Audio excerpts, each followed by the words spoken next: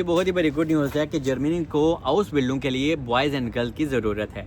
और अभी तो इतनी ज़रूरत बढ़ गई है कि आप इंडिया, पाकिस्तान, नेपाल, बांग्लादेश से भी अप्लाई कर सकते हैं। लेकिन इसका कुछ क्राइटेरिया है जो आपको मैं बताने वाला हूँ। और ये हाउस बिल्डिंग जो लोग जर्मनी में मौजूद हैं उनके लिए सोना है। अगर आपको डिपोर्टेशन का लेटर आया था और अगर आपने मेरे कज़न की तरह आल्टर्न फ्लेगे में हाउस बिल्डिंग कर ली तो आपकी जनाब डिपोर्टेशन भी ये रोक देती है और आपको ऑफेंटहाल भी मिल जाता है, जैसे कि मेरे कज़न को मिला। और उसको जनाब ऑफेंटहाल क्या होता है, जैसे कि आसान लफ्ज़ों में जर्मनी का रेजिडेंस कार्ड। एनीवे सारी चीज़ें आपको इस वीडियो में मिल जाएंगी। सबसे पहले अगर तो आप न्यू हैं चैनल को ज़रूर सब्सक्राइब कीजिएगा। मेरा नाम है सलमान मलिक, मैं यहीं यूरोप में रहता हूं और आप लोगों के लिए अच्छी अच्छी वीडियोस बनाता रहता हूं। और मेरी जर्मन बहुत अच्छी है, मेरी पुर्तगीज़ी भी बहुत अच्छी है, क्योंकि मुझे सीखने का भी शौक़ है और ये लैंग्वेजेस मैंने स्कूलों में जाके ही सीखी हैं। एनीवे वीडियो के टॉपिक पे आते हैं। सबसे पहले ये हाउस बिल्डिंग होती क्या है, क्योंकि कुछ लोग मुझे कहते हैं यार ये कोई बिल्डिंग है, कोई कॉलेज है, कोई यूनिवर्सिटी है, तो ऐसा नहीं है। House building mean training, mean के पेशा, बेरूफ, ठीक है। हाउस बिल्डिंग प्रोग्राम समझ लें, ये यहाँ पे ये आपकी ट्रेनिंग करवाते हैं और आपको इस ट्रेनिंग के पैसे भी मिलते हैं। और यहाँ पे हाउस बिल्डिंग हर एक फील्ड में है। अगर आपने हारे श्नाइडर मतलब कि कटिंग की फील्ड में करनी है तो भी आपको मिल जाती है। अगर आपने किचन मतलब कि एज अ टेलर करनी है, किचन की फील्ड में करनी है, कुकिंग में करनी है, मैनेजमेंट, बैंकिंग मतलब कि प्लम्बर, इलेक्ट्रिशियन, हर एक फील्ड में आपको यहाँ पे हाउस बिल्डिंग करनी पड़ती है और इसके बहुत ज़्यादा फ़ायदे होते हैं। लेकिन सबसे ज़्यादा इनको बंदे चाहिए आल्टर्न फ्लेगे में। ये क्या होती है आसान लफ्ज़ों में आल्टर्न फ्लेगे? ओल्ड हाउसेस में, मतलब कि जनाब यहाँ पे बहुत बड़ी तादाद में इनको नर्सें चाहिए, बॉयज़ चाहिए, गर्ल्स चाहिए, क्योंकि इस फील्ड में इनको बंदे बिल्कुल नहीं मिल रहे। और जर्मनी एक ऐसा कंट्री है अपने मतलब के लोगों को हर एक चीज़ देता है, क्योंकि जैसे कि हाउस बिल्डिंग प्रोग्राम वो भी आल्टर्न फ्लेगे में इनको बंदे चाहिए, तो इन्होंने अभी रूल भी थोड़ा सा नरम कर दिया है सिर्फ इसी फील्ड में। बाकी फील्ड में रूल थोड़े टाइट ही हैं, लेकिन इसमें आपका बहुत ज़्यादा भला हो जाता है। थोड़ा और आसान कर दूं कि आल्टर फ्लैग है, जैसे कि हमारे माँ बाप इंडिया, पाकिस्तान में, नेपाल, बांग्लादेश में जब बुढ़े हो जाते हैं तो हम उनकी देखभाल करते हैं, अपने बुज़ुर्गों की देखभाल करते हैं, उनकी पोटी वगैरह साफ़ करते हैं, तो इसी सेक्टर में इनको बंदे चाहिए। और यहाँ पे पहले से बहुत ज़्यादा हमारे एशियन जैसे कि इंडियन लड़कियाँ बहुत ज़्यादा हैं, नेपाली लड़कियाँ बहुत ज़्यादा हैं जो यहाँ पे जनाब केयर टेक के वीज़े के ऊपर आती हैं और यहाँ पे बाद में हाउस बिल्डिंग तलाश करती हैं और ठीक ठाक पैसे बनाती हैं। पाकिस्तानी बॉयज़ भी बहुत ज़्यादा हैं, लेकिन लड़कियाँ थोड़ी सी कम है। पाकिस्तानी पता नहीं होना दे माइंड शो रखी वरी है, वो काम करके खाने ही नहीं चाहती, आई डोंट नो। लेकिन पाकिस्तानी लड़कियाँ यहाँ पे हैं, लेकिन थोड़ी सी कम है इस सेक्टर में। तो ये फील्ड का मैंने आपको बता दिया कि ये क्या होती है। और ये जब आपकी स्टार्ट हो जाती है तो जनाब ये इसका टाइम पीरियड होता है 3 साल से लेके 4 साल तक।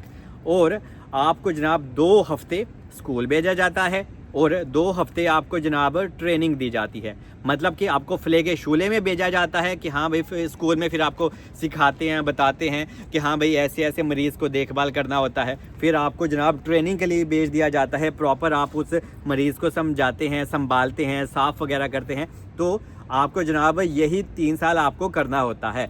और ये नहीं कि ये आपसे पैसे लेंगे, उल्टा ये आपको पैसे देते हैं। मिसाल के तौर पे अगर आपकी हाउस बिल्डिंग आज से स्टार्ट हुई है, आपकी ट्रेनिंग आज से स्टार्ट हुई है, आज से ही, तो जनाब हर महीने आपको सैलरी मिलना करती है।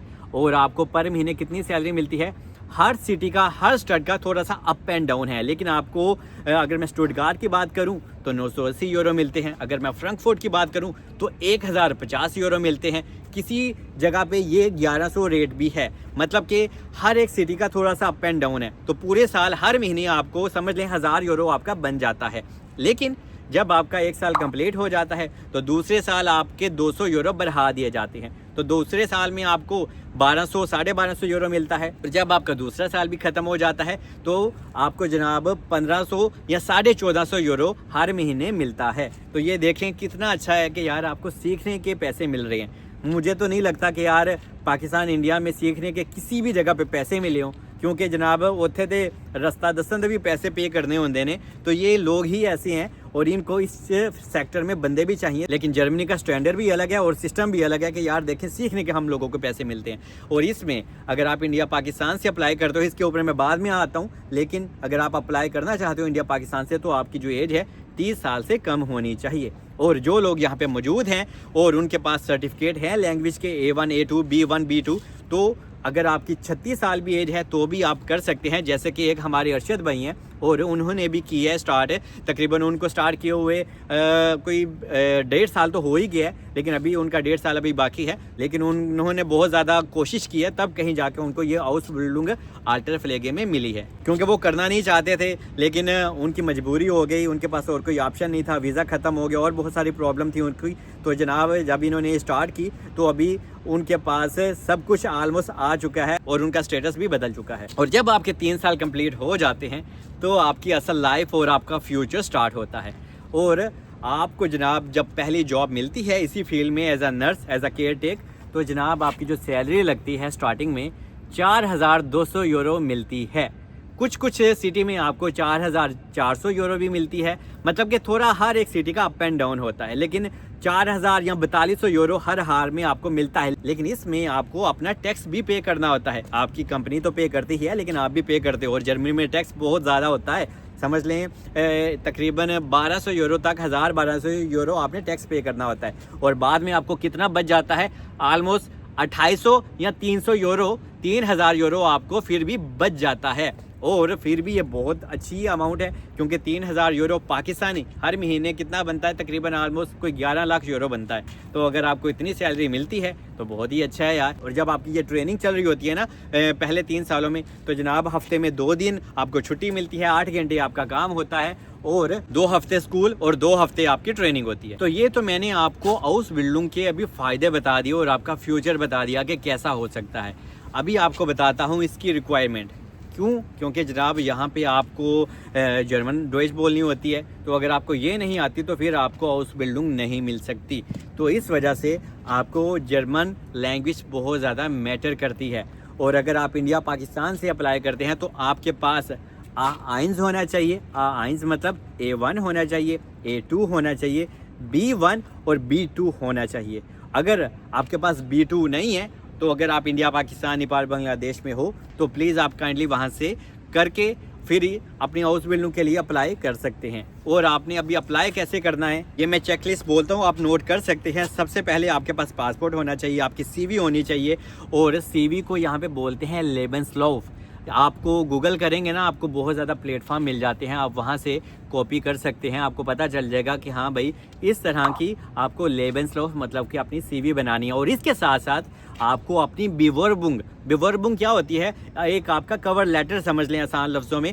उसमें आप पूरा तफसील से बताते हो कि हाँ भाई मैं ये काम इंडिया पाकिस्तान में भी किया हुआ है, नेपाल बांग्लादेश में भी किया हुआ है, मैंने कोई ट्रेनिंग ली हुई है और मुझे बुरे लोगों को केयर करना अच्छा लगता है। तो मतलब कि आपने अपने आप को थोड़ा सा रिप्रेजेंट करना होता है उस एप्लीकेशन में। तो इसका भी आपको बहुत ज़्यादा प्लेटफॉर्म मिल जाते हैं गूगल से। इवन आप चैट GPT से भी हेल्प ले सकते हैं, वो भी आपको कुछ ना कुछ बता देता है। क्योंकि जहाँ पे भी आपने बार बार अप्लाई करना होता है ना, तो आपने अपनी CV और एप्लीकेशन से ही अप्लाई करना होता है। बाद में उनका फिर रिप्लाई आता है, बाद में वो आपसे डॉक्यूमेंट्स वगैरह मांगते हैं। तो इस वजह से ये दोनों चीज़ें आपके बहुत अच्छी और वेल होनी चाहिए ताकि अगला बंदा इम्प्रेस हो जाए। और लोग ये सवाल बहुत ज़्यादा करते हैं कि यार लैंग्वेज क्यों मैटर करती है इसके लिए, इस वीज़ा के लिए। क्योंकि जनाब यहाँ पे आपको जर्मन में ही बात करनी होती है मरीज़ों से, क्योंकि उनको इंग्लिश तो बहुत कम लोगों को आती है। तो इसलिए फिर आप खुद सोचें, आप उनसे बातें क्या इशारों में करेंगे। तो इस वजह से ये लैंग्वेज बहुत ज़्यादा मैटर करती है। समझ लें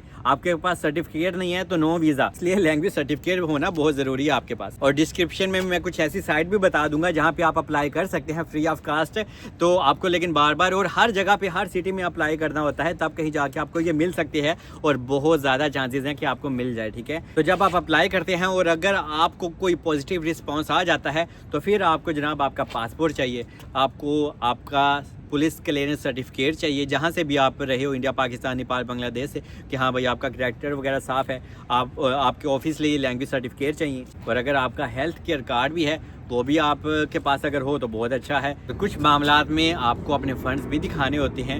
अगर आपके पास इतने फ़ंड्स नहीं हैं, आप अपने पेरेंट्स के भी फ़ंड्स मतलब कि बैंक स्टेटमेंट यूज़ कर सकते हैं कि हाँ भाई यहाँ पे आके आप गुजारा अपना कैसा करेंगे। क्योंकि आपको यहाँ पे आके स्टार्टिंग में थोड़ी सी मुश्किलात तो फेस करनी होंगी, जैसे कि अकोमोडेशन वगैरह।